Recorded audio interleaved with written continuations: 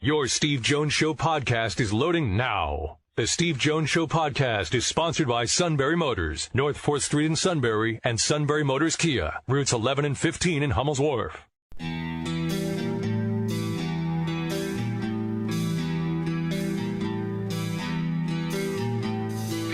Sports talk where your voice counts. This is the Steve Jones Show on News Radio 1070 WKOK.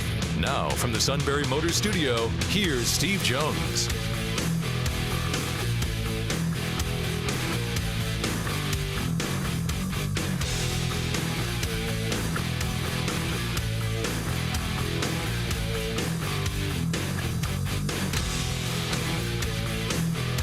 Very pleasant good afternoon to you. Steve Jones Show, News Radio 1070 WKOK. And I'm Sean Carey. We'll hear from Steve Jones later in the Sunbury Motors Studio. Sunbury Motors Ford, Lincoln Hyundai, North 4th Street Auto Plaza, Sunbury, and Sunbury Motors Kia on the Strip, routes 11 and 15 in Hummel's Wharf. Lots of ways to get in contact with us. Our email, you can shoot us an email anytime, stevejones at WKOK.com. Find us on social media, like us on Facebook, follow us on Twitter. Twitter handle at Steve Jones PSU, and subscribe to our free podcast. We are on Google Play and the Apple Podcast app. Search Steve Jones Show, hit subscribe, and then we drop the shows right to your smartphone and tablet. Take them along with you, and you can also go back in time. We have access to at least 3 months' worth of prior shows at stevejonesshow.com. So we're with you live till 5. Then we'll have our late-day news roundup. Matt Catrillo, Matty Ice at the anchor desk this afternoon. And then tonight we will have more Steve Jones this evening as the 2019-2020 men's basketball season cranks up for the Nittany Lions in the Jordan Center as they take on Maryland Eastern Shore.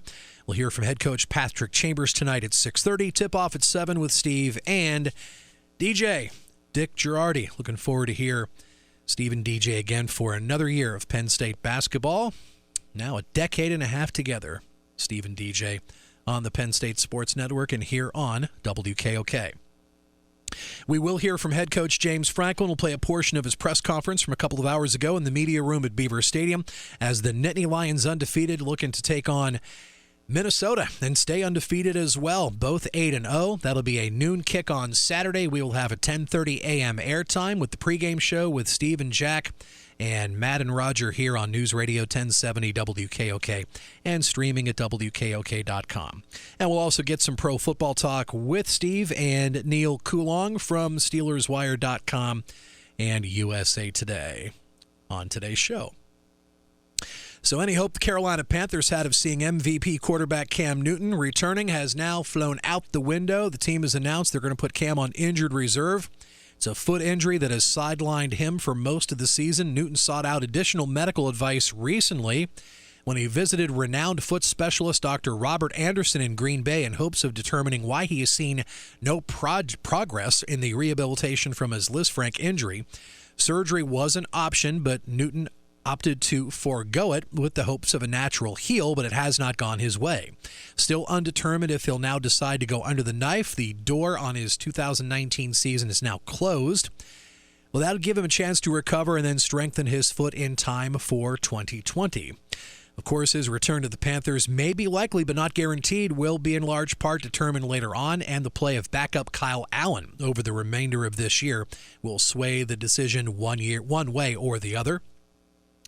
Newton played in just 2 games this season, struggled in both due to the pain in his foot, no touchdowns, interception with a combined 50 for 89 passing.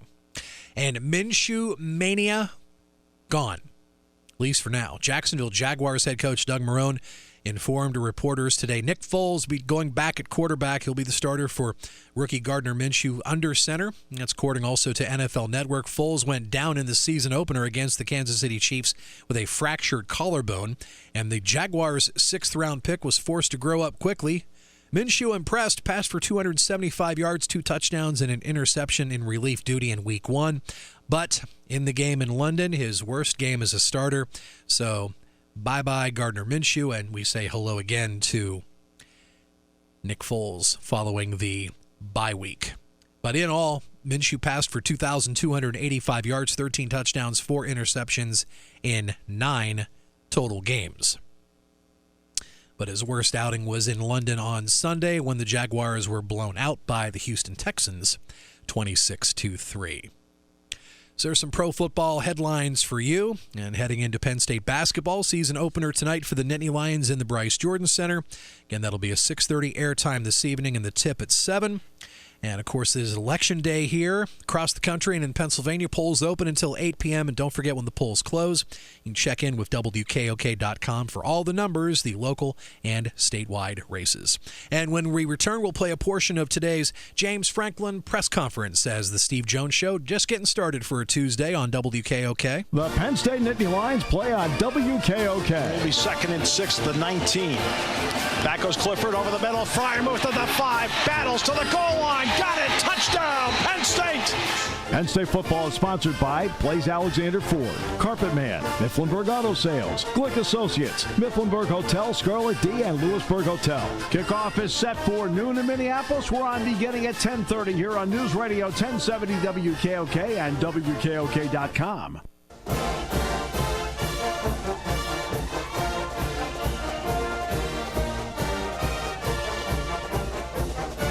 Minnesota 8-0 for the first time since 1941. Penn State 8-0 for the first time in a little over 10 years. They will square off in Minneapolis on Saturday. 10:30 a.m. will be our network airtime with Steve, Jack, Matt, and Roger here on News Radio 1070 WKOK and WKOK.com. And earlier today in the media room at Beaver Stadium, it was the weekly James Franklin press conference. You know, kind of getting into Minnesota, what I always try to do with all these opponents early on is I just try to kind of look at our history with them. And one of the things that was interesting is, you know, our series with Minnesota is 9-5. So not a very long series and not very lopsided in either direction. We're only on a 1-game win streak against these guys. I've gotten to know PJ, you know, pretty well over the years. He's obviously done a great job. You look at what he was able to do at Western Michigan. You look at what he's been able to do now at Minnesota. It's hard to not be impressed with what he's been able to do. Obviously, you know, they were returning 17 starters this year, so I had a lot of confidence coming into the season based on that. You look at offensively, and Kirk Shiraka, who's a PA native from Lewisberry, went to Redland High School. I've known Kirk for a long time. Has done a really good job. You look at them offensively. It's probably the best offensive line that we have played. They are massive. I mean, massive. The right tackle, 6'9", 400 pounds, and not skinny. And not heavy. If that's even possible to say. The guy next to him, I think, is 6'5", 350. They have the biggest offensive line, I think, in the country, college, including the NFL. Best wide receiver group we've played. They're going to play a mix of 10 personnel, 11 personnel, 12 personnel, and then we'll get into some heavy packages with an extra lineman in there as well. Guys that we've been impressed with. The quarterback is very efficient. He's very accurate. He manages the offense really well. They got a lot of confidence in him. He's playing at a high level right now. Rodney Smith, the running back, you know, typically you say it seems like this guy has been playing there forever. He has. He's been there for 6 years and really doing a good job for them. And then wide receivers, Tyler Johnson as well as Rashad Bateman. Really can name all their wide receivers. They're playing extremely, extremely well. Defense, another Pennsylvania guy. I try to track all the Pennsylvania guys across the country. That's something I always try to be aware of. But Coach Rosse's done a great job. He's now, I think, going into his second year, really a year and a half, because I think he took over at the midpoint of last year. He's from Pittsburgh, went to Pittsburgh Central Catholic, which is where Coach Limegrover went to high school as well. They're a base front, 4-down defense. They're going to play variations of 2 high quarters and quarter half. They'll mix some cover 1 in there as well. They play extremely hard on defense. I have a huge man crush on Antoine Winfield. I think he's playing at a really high level. Their safety, 5 interceptions, runs the alley, is physical, just playing really good football right now. Their linebacker Kamal Martin is playing extremely well. And then Carter Coughlin, who's a legacy there, playing really good at defensive end, does a lot of different things for them, runs extremely well. And then their special teams coordinator in Rob Wenger, they do a nice job, play really good complementary football, offense, defense, and special teams. They have one returning starter, their punter.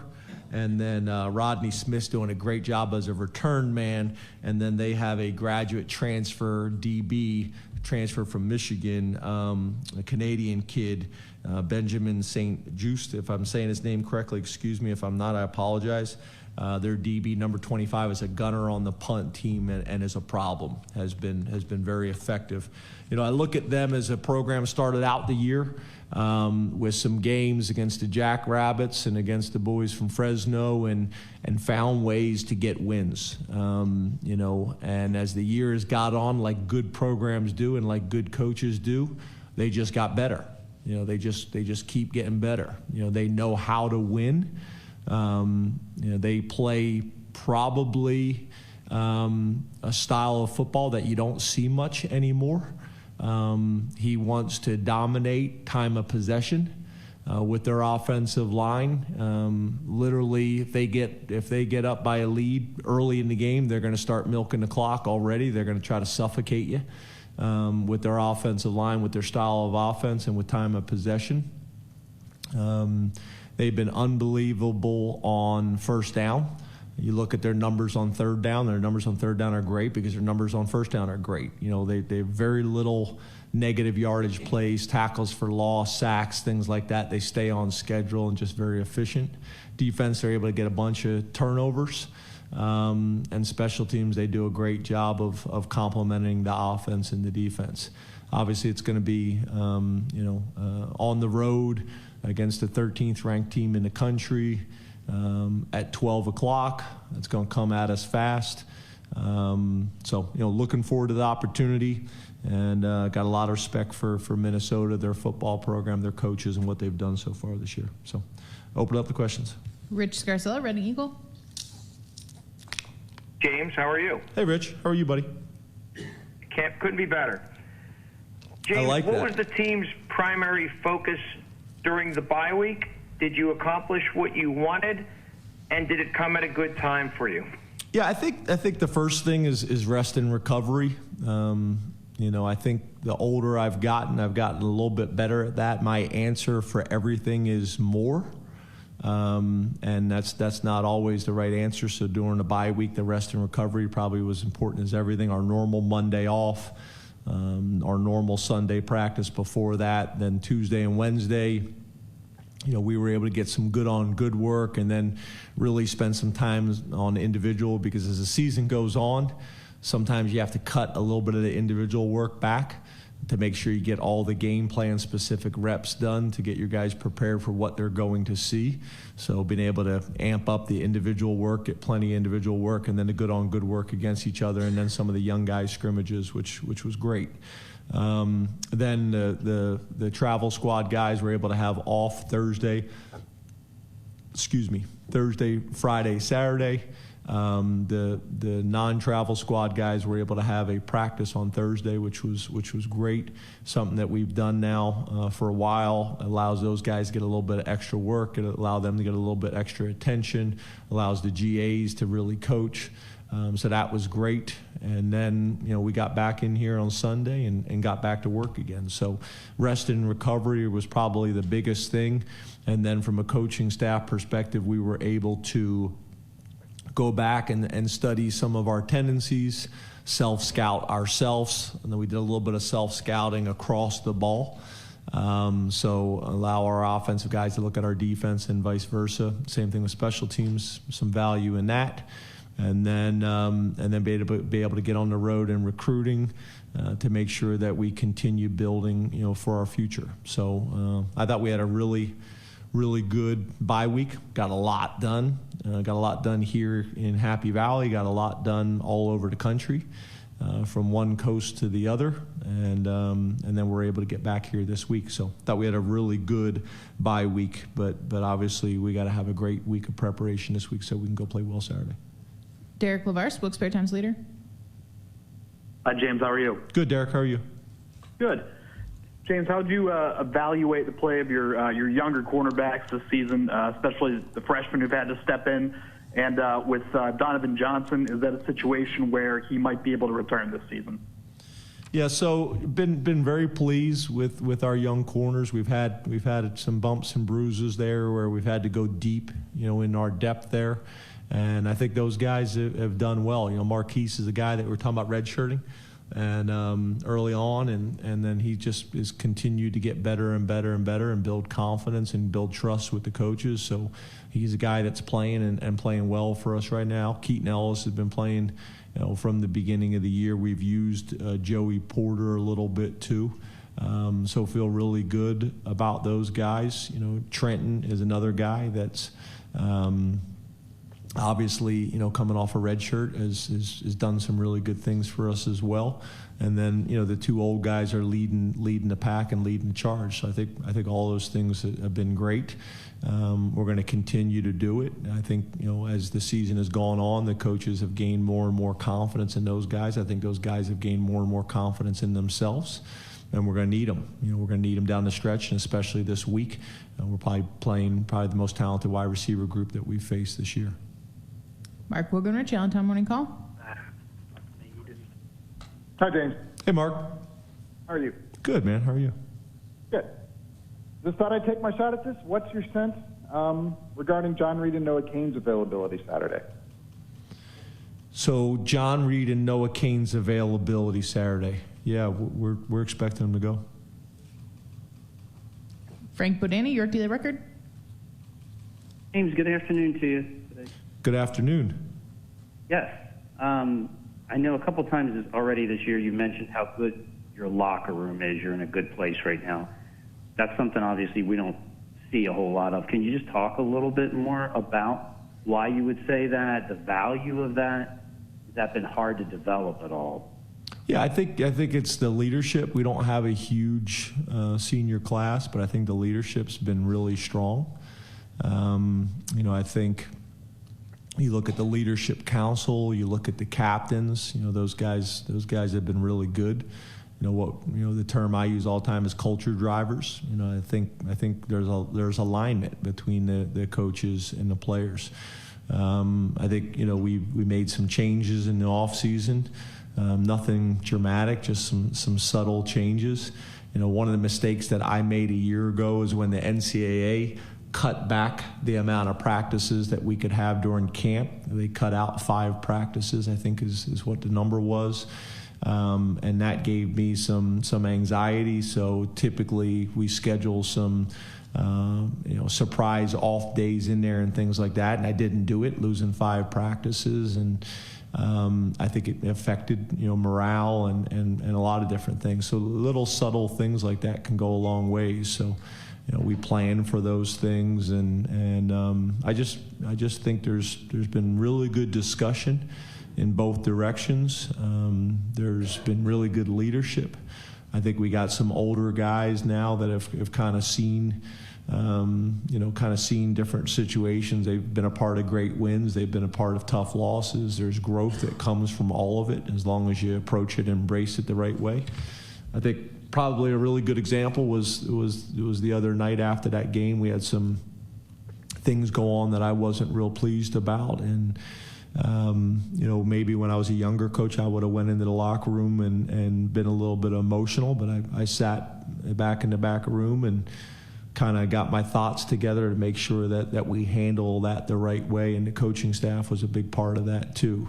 So just things like that. I don't think people realize sometimes how fragile it all is, and how strategic you need to be.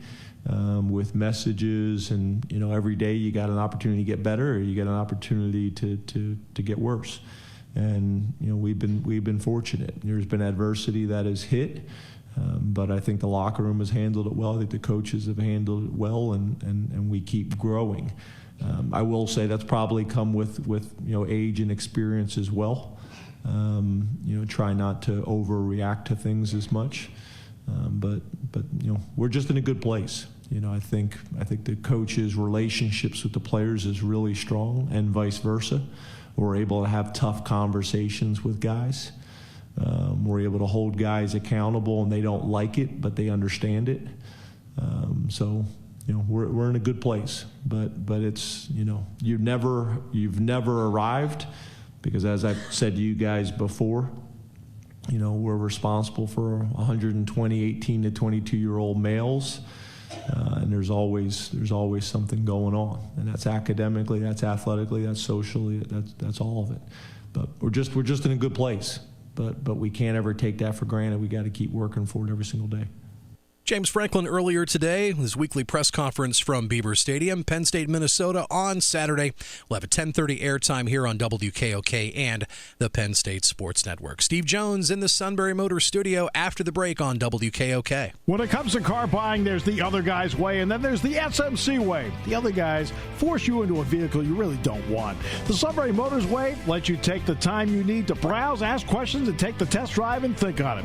For over 100 years, the Mertz family and all their employees have made your experience the most pleasant one you'll ever have.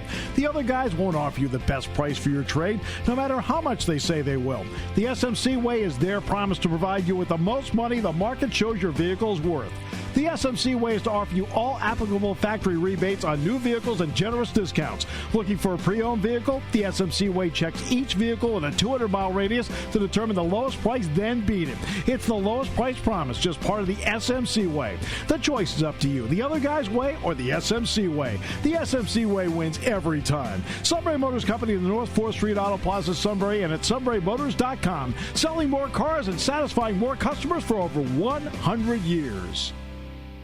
Taking your calls at 800-795-9565. This is the Steve Jones Show on News Radio 1070 WKOK. Now from the Sunbury Motors studio, here's Steve Jones. All right, Sunbury Motors, 4th Street in Sunbury. Sunbury Motors Kia, routes 11 and 15 in Hummel's Wharf. Of course, I've had people asking me about the college football playoff rankings tonight. And I'll say the same thing I said yesterday. I will look and see what the number is, and it'll probably be the last time I mention it this week.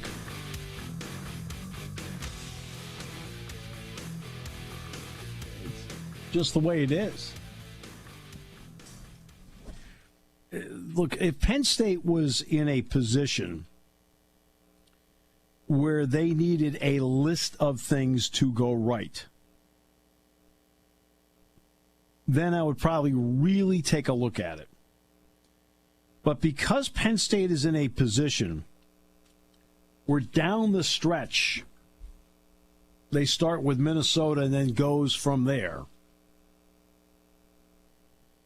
the team that will help Penn State is Penn State. So I don't really have to think about what the ranking is. That doesn't matter. That's how I look at it. Like I said, on the pregame show on Saturday, unless asked, there's a really good chance I will not even mention it.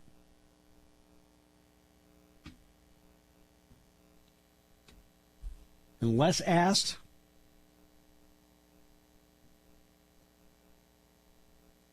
probably will not mention it. Simple as that.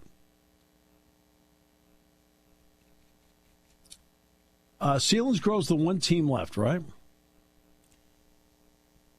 For our coverage area? Well, not for our coverage area, but for the teams we cover with Sunbury Broadcasting, that is correct. I thought the Chief had a great year. He did. Crushed it. I think that's all I'll say about that.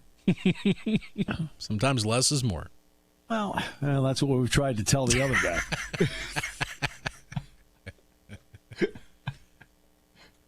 How are you, by the way? Hope you had a great weekend. I did have a great weekend. Good. I did have a great weekend. I did too. A little bump in the road, but we had a great weekend. a little bump in the road. A great a weekend. Little bump in the road? Oh, you didn't have a little bump in the road. Well, come on. It's like, I know it was already past. Okay, I understand that. But he hit the antler. I guess it must have been the antlers, right? I had to. And it pierced your tire. It was weird because I didn't share this with you. We were texting over the weekend, and thank you for your constant texting asking if I was okay. Right. It was weird because Saturday. That's because we aren't interim friends. It's very true. So I didn't tell you this. So Saturday morning, we're on 376, and we're getting closer to the Squirrel Hill Tunnel. So we get there Saturday morning. We're taking the nephew and his buddy down to the Carnegie Science Center, and we see this traffic backup going the other way toward Monroeville. And I look over to the left side. That's rare? Very rare, going the other way. And I look over to the left side. There was a deer standing in the middle of the highway. And there was a PennDOT truck right behind it, honking its horn, trying to get it to move. It must have been in shock or something. It just stood completely still. We kept going. We went through the Squirrel Hill Tunnel, and the traffic was backed up for at least another mile on the Pittsburgh side of the Squirrel Hill Tunnel. This was Saturday morning before. Yeah. I'd never seen anything like that before.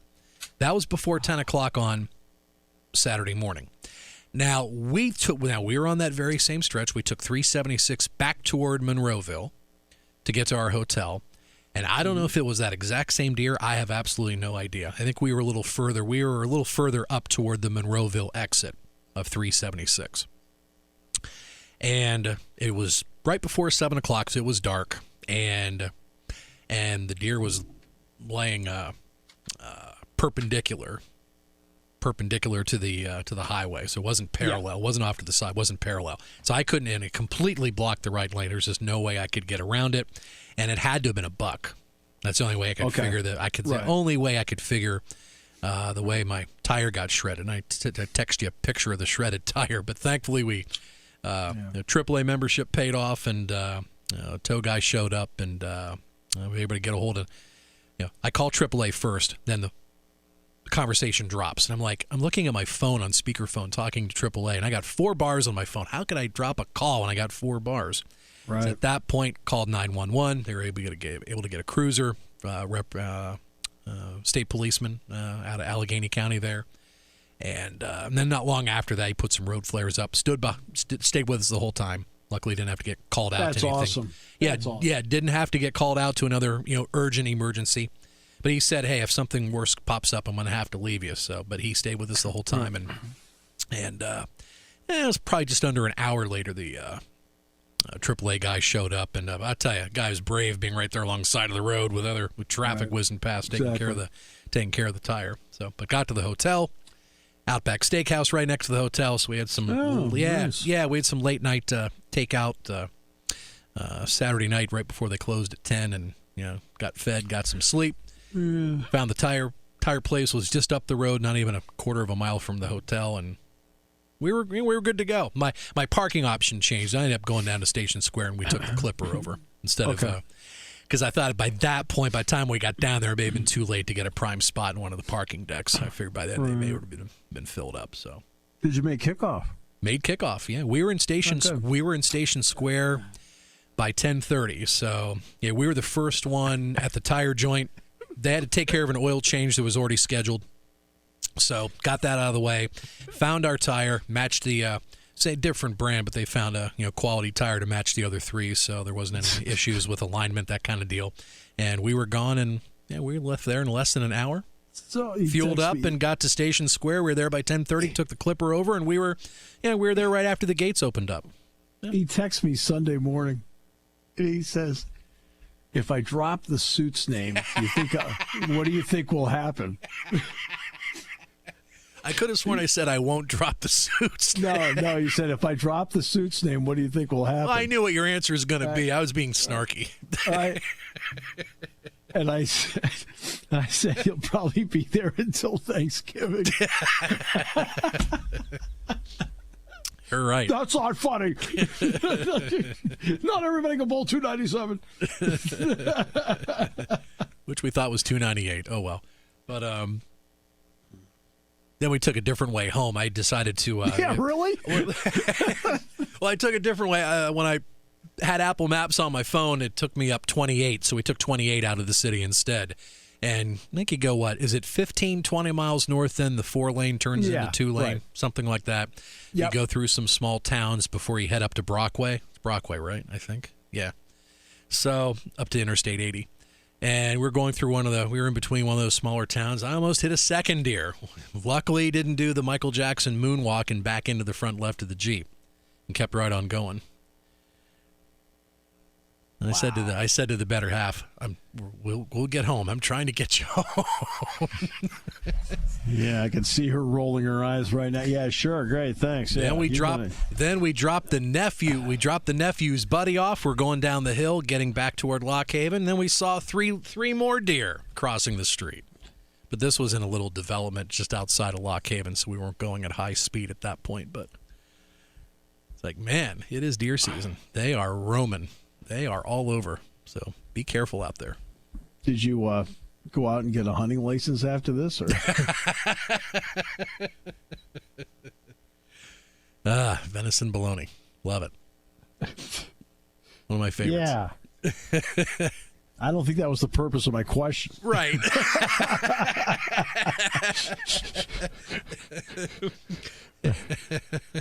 But that's an option. Like, following a trip, a successful trip.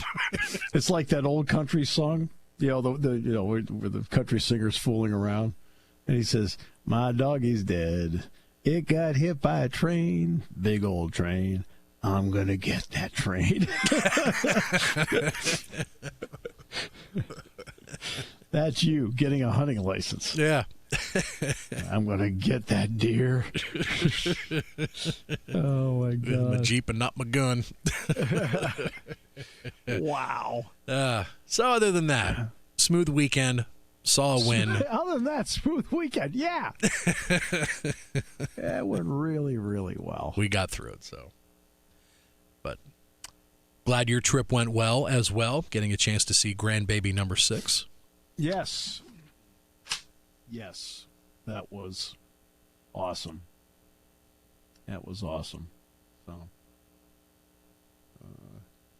any grandparent out there, I don't have to explain to you how cool it is. It's really cool. It's really cool. All right. So we'll have, Neil Coulong on the show today. Yeah. Yeah, we'll do that. We've already heard from James Franklin. Did we get Yetur as well? We did. Yep, he was up on the dais after the James Franklin portion of the press conference today. Was that 12 minutes? Yes. Maybe we'll do that 4:35. Okay. Maybe fans get a chance to hear Yetur. It's very well spoken. Does a great job. Journey Brown was the other player today. Journey Brown's actually kind of a riot. to be honest with you, I think Journey Brown's a pretty funny kid. I like being around Journey. I like being around Yetur. They're just different kind of guys.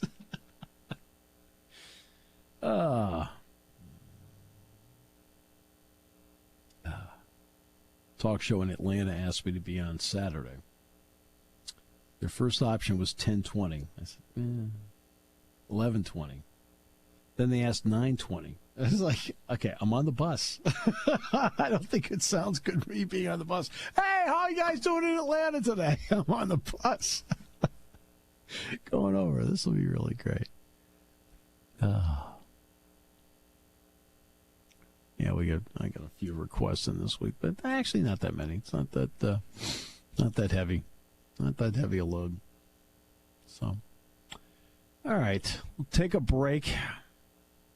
Now that we've heard about your tale of woe.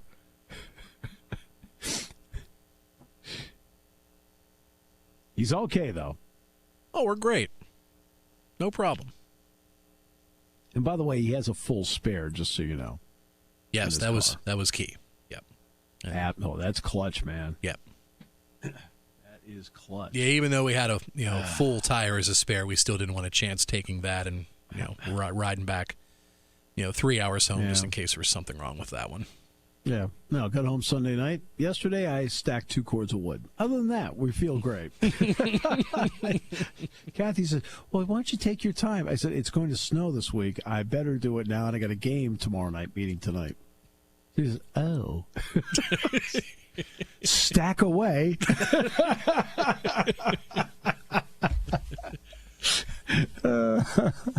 All right, we'll come back with more in a moment. Brought to you by Sunbury Motors on News Radio 1070 WKOK.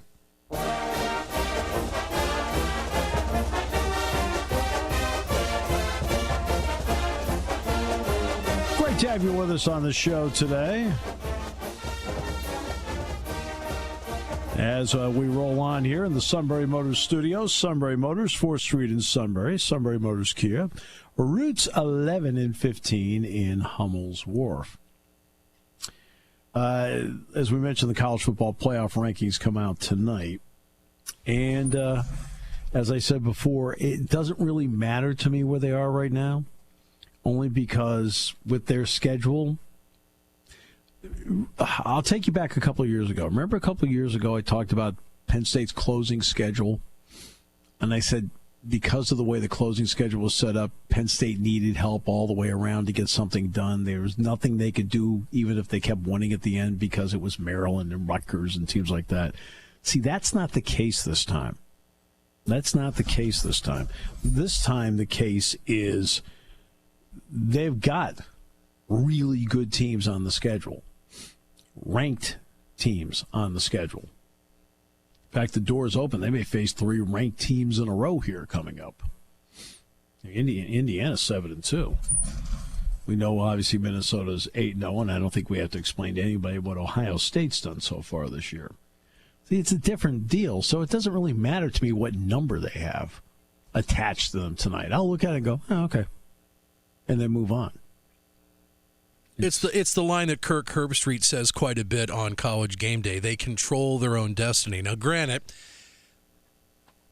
if they're not in the top 4 tonight or in the top 6 when the first batch of teams get announced tonight, but still, like you said, that they just keep winning. They just keep taking care of their own business, and everything else can fall into place. Nothing. Just get in. Just get in and then go from there. Nothing great can happen unless they beat Minnesota Saturday.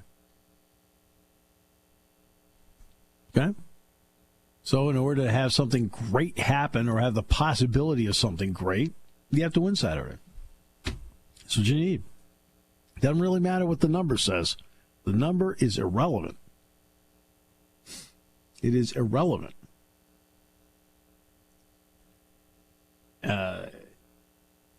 Now, on December 8th, the number will be very relevant. On November the 5th, no. But I will concede that the fans will really be into it, and they should be. I will concede that a lot of people in the media will make a big deal out of whatever the number is. I completely understand that. And I hope everybody understands my interest in it is that, okay, it's a number, got to go win Saturday. Simple as that. As I was telling my class the other day, we were talking, it was interesting because I have a game with Maryland Eastern Shore tonight. Okay. Penn State is the prohibitive favorite. Right? And so I actually had a student ask me, he says, well, a game like that's kind of a joke. Okay. And I said, it could very well be. I said, but I can't approach it that way. My job is to get ready for every Maryland Eastern Shore player. My job is to get ready for every Penn State player. And it's to paint the picture of the game. I said, going in with preconceived expectations, you've heard me talk about this many times, Sean. Going in with preconceived expectations, then something doesn't go the way you thought it was going to be. Suddenly you sound shocked on the air, and you don't want to sound shocked on the air. You want to sound like you're prepared on the air. Preparation means everything. And I was telling the story about 2 weeks ago at Iowa. Matt McGloin and Jack Ham were talking about pregame speeches, and it's like all this rah-rah stuff all the time. And you know darn well, I think everyone who listens to the show knows darn well, I'm not big into the rah-rah stuff, okay? In terms of like, come on, go, get out there, do this, do that, blah, blah, blah. Because 15 minutes later, you still haven't kicked off. Okay? You better be prepared to go in. Your preparation means everything. Well, it means everything in every job you have. I can tell you right now, Sean's ultra prepared every single day. That's why this works so well, because he's always prepared. All right, Neil Coulon coming up in the next half hour, then Yetur Gross-Matos in the final half hour. Bucknell basketball opens tonight on Eagle 107. Nittany Lion basketball here on News Radio 1070 WKOK. You're listening to News Radio 1070 WKOK Sunbury. You can hear us anywhere in the world with the Sunbury Broadcasting Corporation app.